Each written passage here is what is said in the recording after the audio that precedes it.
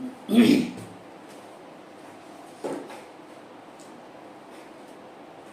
Students, बहुत बहुत स्वागत है आपके अपने YouTube channel Navsrijan dot independent learning में।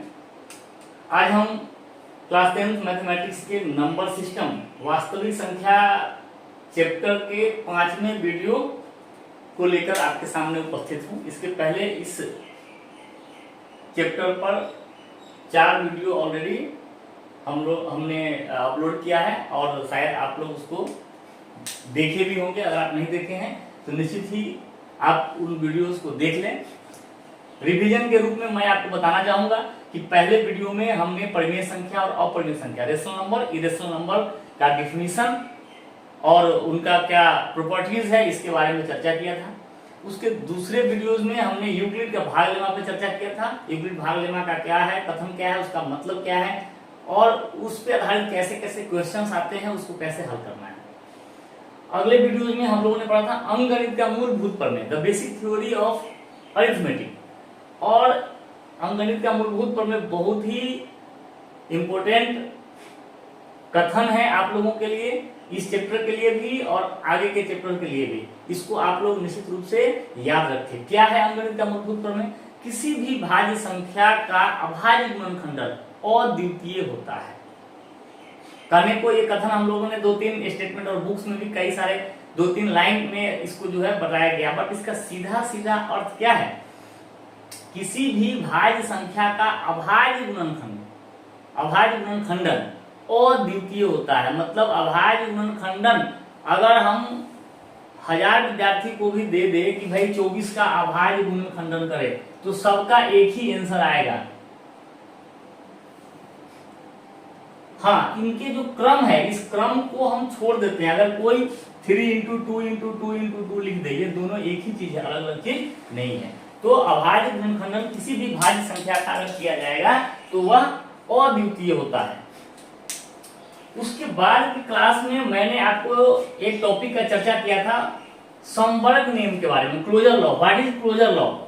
वो वीडियो अपलोड हो चुका है, आप लोग उस वीडियो को देखें और अगर आपको अच्छा लग रहा है तो उसको लाइक, शेयर और सब्सक्राइब भी करें। संवर्ग नियम में हम लोग ये देखते हैं किसी संख्या पे कुछ गणितीय संक्रियाओं को संपादित करने पर जो फल प्राप्त होता है, जो नया संख्या प्राप्त होता है, वह भी अगर उसी संख्या का हिस्सा है, उसी संख्या से संबंधित है, तो हम लोग कहते हैं कि वो संख्या संवर्ग नियम का पालन करती है।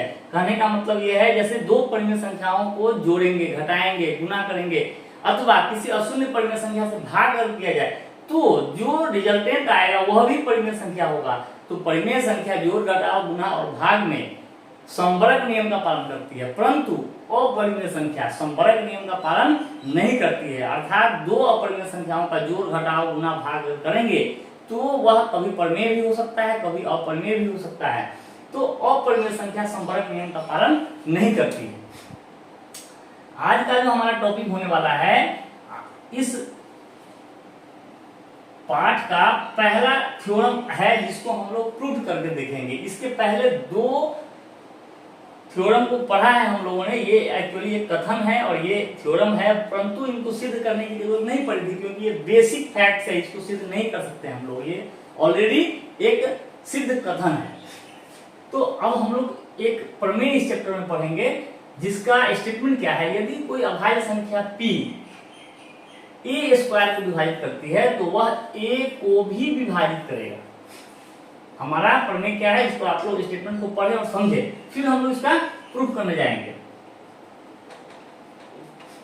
यदि कोई अभाज्य संख्या p किसी भी संख्या a स्क्वायर को विभाजित करता है तो वह मूल संख्या a को भी विभाजित करेगा। इसको हम लोग आज सिद्ध करेंगे और इसके आधार पर, इस थ्योरम और संवर्ग नियम के आधार पर बहुत सारे क्वेश्चंस को हम लोग हल करने वाले हैं। आपका एक 10th क्लास सिलेबस में एक चैप्टर ही है अपरिमेयता को सिद्ध करना। रूट 2 अपरिमेय है, रूट 3 अपरिमेय है, कैसे सिद्ध करेंगे?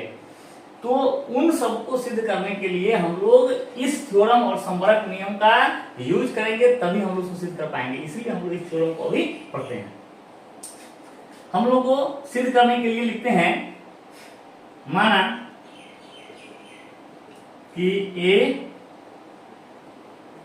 कोई संख्या है तथा a बराबर P1 गुने P2 गुने P3 Pn तथा इसका ऐसा लिखते हैं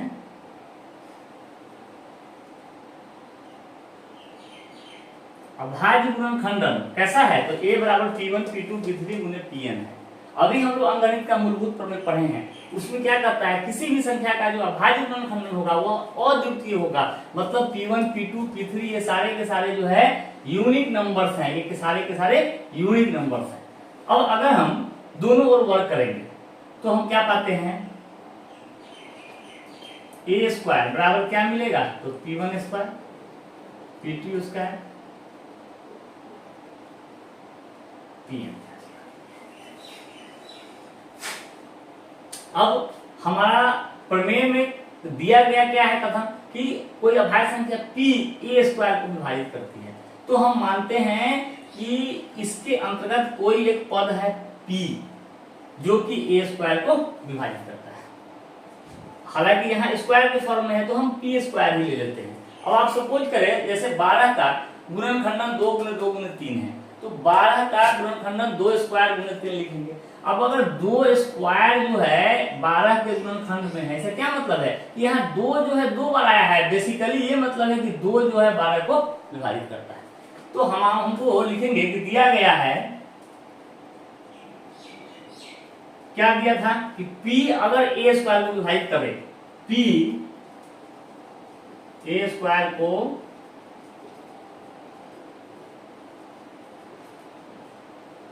विभाजित करता है, अतः P1 स्क्वायर गुने P2 स्क्वायर गुने P3 स्क्वायर गुने P1 स्क्वायर का एक पद है। अगर P a स्क्वायर को विभाजित करता है जैसा कि हमारे कथन में दिया गया है, तो ये जो P है इस P1 P2 P3 Pn का ही एक पद होगा। क्यों होगा, क्योंकि अभाज्य संख्या के गुणनखंडन के रूप में, गुणनखंड के रूप में किसी संख्या को अद्वितीय रूप से व्यक्त किया जाता है। तो अगर a स्क्वायर में ये सारे के सारे अभाज्य संख्या है तो इसके अलावा और कोई अभाज्य संख्या नहीं हो सकता है। और अगर p a स्क्वायर का एक गुणनखंड है तो p भी इसी के अंदर का कोई संख्या होगा। तो हम अगर p a स्क्वायर को विभाजित करता है मतलब p जो है इस P1 P2 P3 Pn का ही कोई एक पद होगा, इसी में से ही कोई एक सदस्य है। अब P जो है P1 P2 Pn का ही एक पद है, तो इस प्रकार, अच्छा ये क्यों है, तो लिख सकते हैं चूंकि अभाज्य गुणनखंडन नहीं, ऐसा लिखिए, क्यों है तो लिखेंगे अंकगणित के मूलभूत प्रमेय से।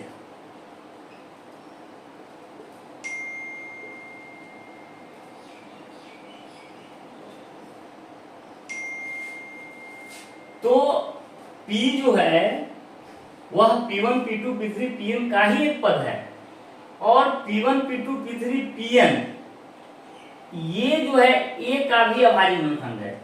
अब अगर P इस P1 P2 P3 Pn का एक पद है तो इसका मतलब यह a का भी एक अभाज्य गुणनखंड है। तो इस प्रकार P a का एक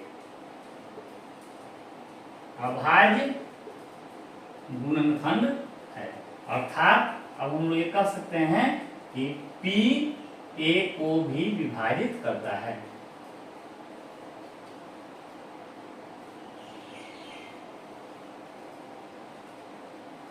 प्रूफ हो गया।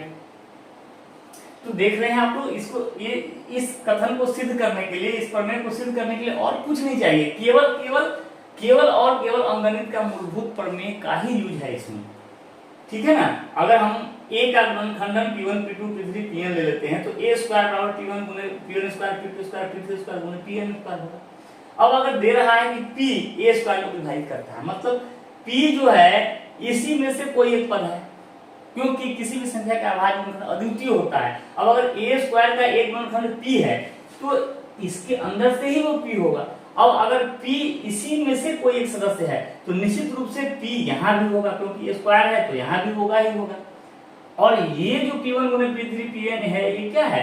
ए का अभाज्य गुणनखंड है, मतलब p ए का भी एक अभाज्य गुणनखंड है, और अगर वह अभाज्य गुणनखंड है तो वह ए को निश्चित रूप से विभाजित करेगा। तो इस प्रकार हमारा ये प्रमेय सिद्ध हो जाता है। आप लोग इसको प्रमेय को कम से कम 2 बार लिखें और 2 बार इसको रीडिंग भी दे दे। कोई अभाज्य संख्या p ए स्क्वायर को विभाजित करेगा तो वह ए को भी विभाजित कर देगा। वो यह है कि अपरिमेयता सिद्ध करना, किसी भी अपरिमेय संख्या की अपरिमेयता को सिद्ध करना, ये हमारा अगला टॉपिक है। इसको सिद्ध करने के लिए हमको 3 चीज का जरूरत पड़ेगा।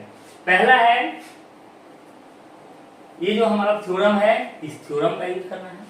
दूसरा संबरक नियम का यूज करना है, और तीसरा जो मेथड अपनाएंगे उसका नाम है विरोधाभास द्वारा प्रमाण, प्रूफ बाय कंट्राडिक्शन।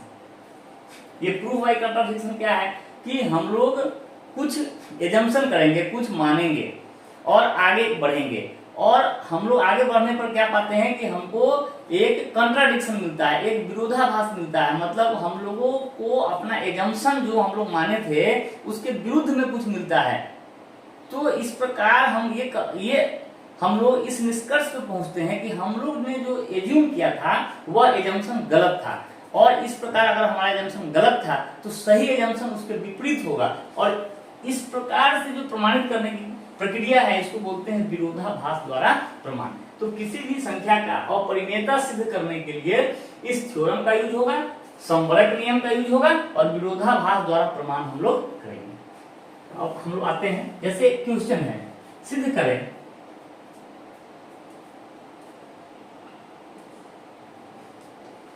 √5 √2। मैं एक टाइप का सारा क्वेश्चन लिख देता हूं, √2 √3 √5 √6 √15।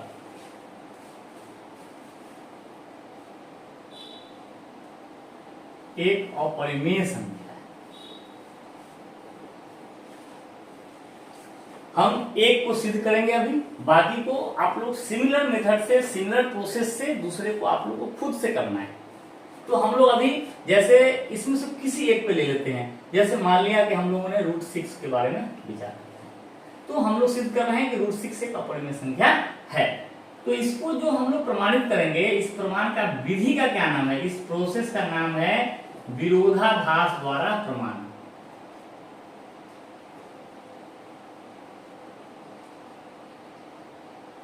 इस मेथड से हम लोग सिद्ध करेंगे। तो हम लोग इसमें क्या करते हैं, हम लोग कुछ एजम्प करते हैं पहले, और उस एजम्पशन के बेसिस पर एक निर्णय पे पहुंचते हैं, और उस निर्णय पे पहुंच के फिर हम लोग कुछ निष्कर्ष निकालते हैं। तो हम लोग लिखेंगे, यदि संभव हो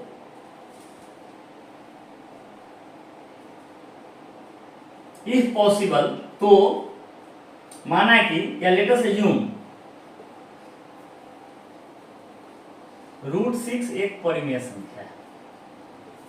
हम लोग अभी इसको परिमेय संख्या मान करके आगे बढ़ते हैं। If possible let us assume that √6 is a rational number. तो किसी भी परिमेय संख्या को हम लोग क्या करते हैं, परिमेय संख्या की परिभाषा क्या है? वो सारी संख्याएं जो p/q के रूप में लिखा जा सकता है जहां पे कोई जीरो नहीं हो। तो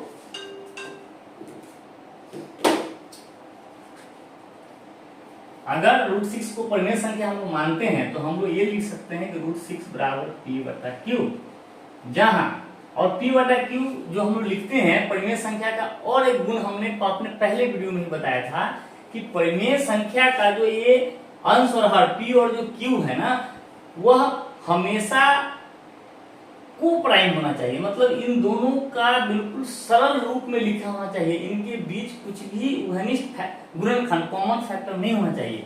तो हम लोग लिख सकते हैं जहां highest common factor between p and q is equal to 1 and q is not equal to 0। परिमेय संख्या की परिभाषा में ही है, कोई भी परिमेय संख्या एक्चुअली हमेशा p और q के सरल रूप में होता है। अगर 1/2 परिमेय संख्या है, 2/4 भी परिमेय संख्या है, बट ये दोनों बराबर ही है, ये अलग नहीं है, इसका सरलीकरण करके रूप जो है 1/2 ही आता है।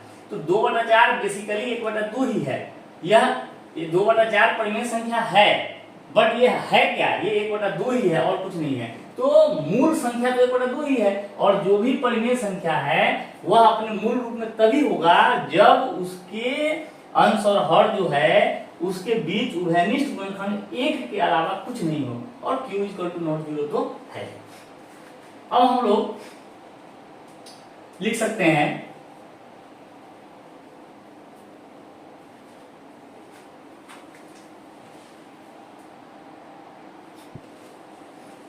अब अगर हम लोग दोनों वर्क करते हैं, लिखते हैं दोनों ओर वर्क करने पर,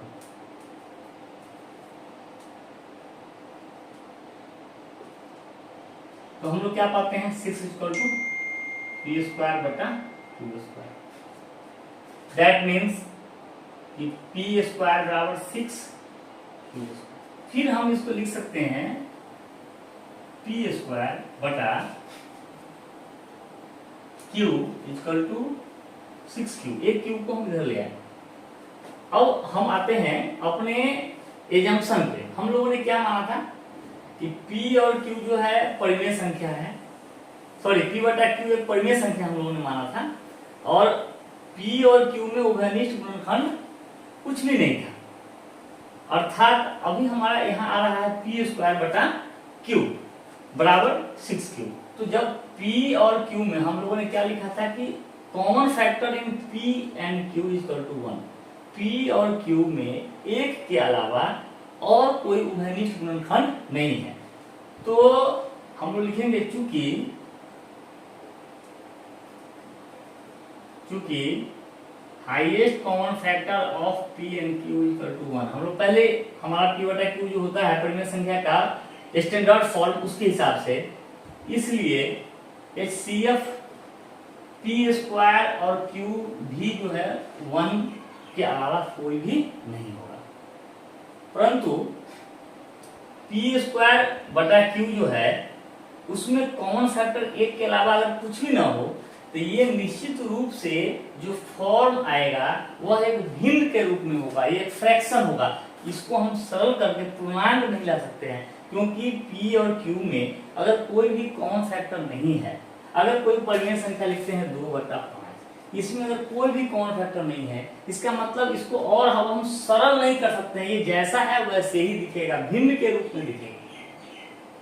ठीक है, तो p²/q अगर p और q में कोई भी उभयनिष्ठ फैक्टर नहीं है तो p²/q जो है एक भिन्न होगा। हम लोग यहाँ आ जाते हैं, अतः p²/q एक भिन्न है, जबकि 6q क्या है, एक पूर्णांक है।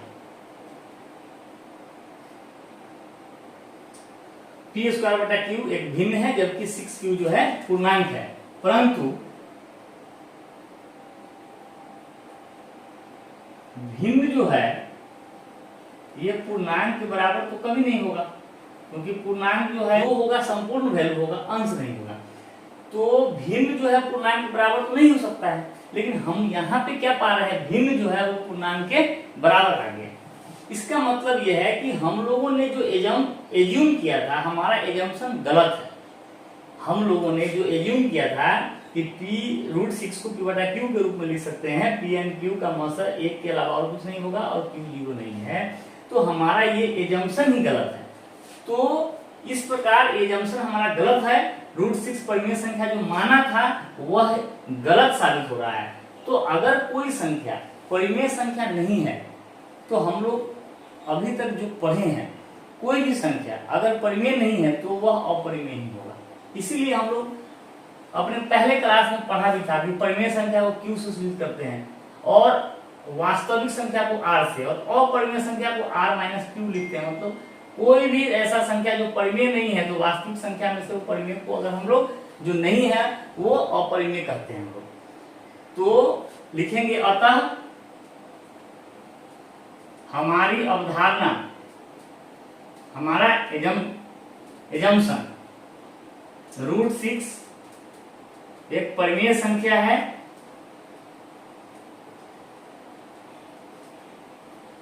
गलत साबित हो रही है। ठीक है, हमने जो अवधारणा किया था कि √6 परिमेय संख्या वो गलत साबित हो रहा है। तो अगर यह परिमेय नहीं है तो फिर क्या होगा, कोई भी संख्या जो परिमेय नहीं है वह अपरिमेय है। अतः √6 एक अपरिमेय संख्या प्रूफ। तो इस प्रकार से ये जो मेथड जिसके द्वारा हम साबित किए हैं ये है विरोधाभास द्वारा प्रमाण। पहले हम लोग एक अवधारणा लेते हैं, उस अवधारणा में आगे बढ़ने के बाद क्या पाते हैं कि हम लोग एक विरोधाभास पाते हैं। और विरोधाभास क्यों हो रहा है, क्योंकि हमारी अवधारणा गलत थी। इस प्रकार अगर हमारी ये अवधारणा गलत है तो इसके उलट हमारे पास केवल एक ही ऑप्शन है। अगर एक संख्या परिमेय नहीं है तो वह अपरिमेय ही होगा। तो √6 जो है एक अपरिमेय संख्या साबित हो गया। अगर आपको इसी प्रकार से √2 √3 के बारे में अगर सिद्ध करना, मान लो √2 का सिद्ध करना है, अगर हमको √2 को सिद्ध करना है तो लिखेंगे यदि संभव हो तो माना कि √2 एक परिमेय संख्या है, जहां √2 = p/q, ये 1 और 0 रहेगा। दोनों ओर वर्ग करने पर क्या पाएंगे, 2 = p²/q²। तो p² बराबर क्या मिलेगा, 2q²। इसका मतलब क्या है, p²/q बराबर क्या मिलेगा, 2q। इसका मतलब हम लोगों को चूंकि HCF PQ 1 है तो p²q का HCF भी 1 ही होगा। अतः p²/q एक भिन्न है, क्योंकि उन दोनों में कुछ भी कॉमन फैक्टर नहीं है और इसको हम सरल नहीं कर सकते हैं, यह भिन्न का रूप है। जबकि 2q पूर्णांक है, परंतु भिन्न जो है पूर्णांक के बराबर तो नहीं हो सकता है। अतः हमारी अवधारणा √2 एक परिमेय संख्या गलत साबित हो रही है, इसीलिए √2 एक अपरिमेय संख्या है। कोई भी चीज साबित, जैसे आप अगर √3 है तो मान लेंगे, माना कि √3 एक परिमेय संख्या है, इसलिए √3 बराबर p/q। दोनों ओर वर्ग करने पर 3 बराबर p²/q², p² बराबर 3q², p²/q बराबर 3q। p²/q एक भिन्न है, जबकि 3q एक पूर्णांक है। भिन्न पूर्णांक के बराबर नहीं हो सकता है। अतः हमारी अवधारणा √3 एक परिमेय संख्या है, गलत साबित हो रही है। अतः √3 एक अपरिमेय संख्या है। किसी भी अपरिमेय संख्या को आप इस तरह से साबित कर सकते हैं। अब हम लोग इसके बाद आएंगे एक पद का ये परिमेय संख्या, अगर कोई 2 पद का अपरिमेय संख्या है उसको हम लोग सिद्ध करने के लिए आएंगे। 2 पद में अगर कोई अपरिमेय संख्या है उसको हम लोग सिद्ध करेंगे।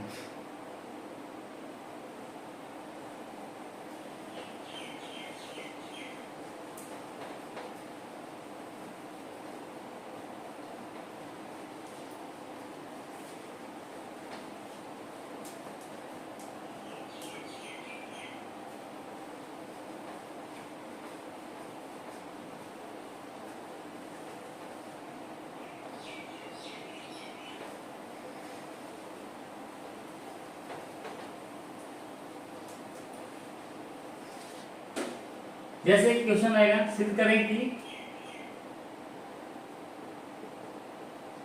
3 + 2 √5 एक अपरिमेय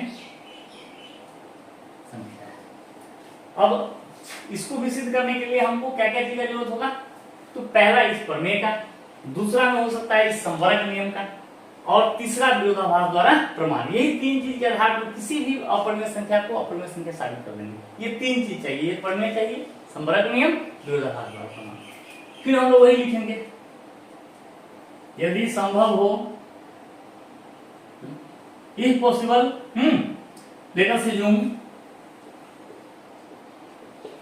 माना कि 3 + 2 √5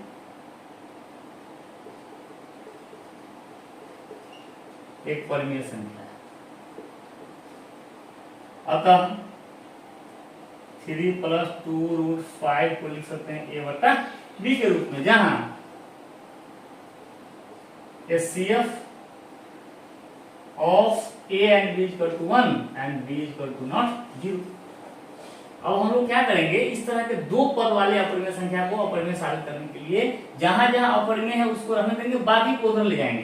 तो 2√5 बराबर हो जाएगा a बटा b -3 और √5 बराबर क्या होगा, तो 1/2 = गुने a बटा b -3, ये क्या आएगा, तो a बटा 2b -3/2। अब देखिए, अब हम लोग संवरक नियम का प्रयोग करेंगे, क्लोजर लॉ जो आपने पढ़ा था। क्लोजर लॉ में हम लोग क्या पढ़े थे, किसी भी परिमेय संख्या में किसी दूसरे परिमेय संख्या को जोड़े जाए या घटाया जाए या गुणा किया जाए या भाग किया जाए तो प्राप्त फल जो होगा वह भी एक परिमेय संख्या होगा। तो a बटा b एक परिमेय संख्या था, इसमें हम लोग 2 से भाग दे दिए, तो दो परिमेय संख्याओं का जो है भागफल जो आएगा वह भी एक परिमेय संख्या होगा। यहाँ पे अशून्य परिमेय संख्या है हमारा, और 3/2 ये भी एक परिमेय संख्या है। तो ये जो पूरा पद है a बटा 2b - 3/2 ये क्या है, एक परिमेय संख्या, ठीक है। और हम लोग अभी इसके पहले वाले क्वेश्चन में ऑलरेडी साबित कर चुके हैं कि √5 एक अपरिमेय संख्या है, लिखेंगे परंतु √5 एक अपरिमेय संख्या है। हम पाते हैं यहां हम पाते हैं कि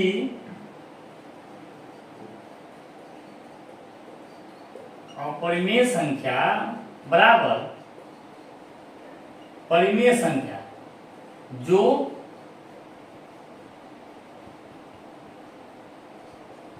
संभव नहीं है, अतः हमारी मान्यता गलत है। इस प्रकार 3 + 2√5 एक अपरिमेय संख्या है, प्रूव्ड। तो इस प्रकार से आप दो पद वाले अपरिमेय संख्या की अपरिमेयता भी सिद्ध कर सकते हैं। क्या क्या जरूरत पड़ेगा, इस प्रमेय की जरूरत पड़ेगी, संवरक नियम का, और विरोधाभास द्वारा प्रमाण की जरूरत पड़ेगी। तो इस प्रकार से किसी भी संख्या को आपको अपरिमेयता सिद्ध करने में कोई कठिनाई नहीं होनी चाहिए। अब आप लोग अपने क्लास की एनसीईआरटी वाली बुक हो या भारतीय भवन वाली बुक हो, किसी भी बुक का जो चैप्टर है इस थ्योरम से रिलेटेड उसको आप हल करें और अपना कमेंट्स निश्चित रूप से दें कि आपको ये वीडियो देखने के बाद आप इसको हल करने में कितने सहज हैं, आप लोग इसको समझ पा रहे हैं कि नहीं, निश्चित रूप से कमेंट करिए। चलिए।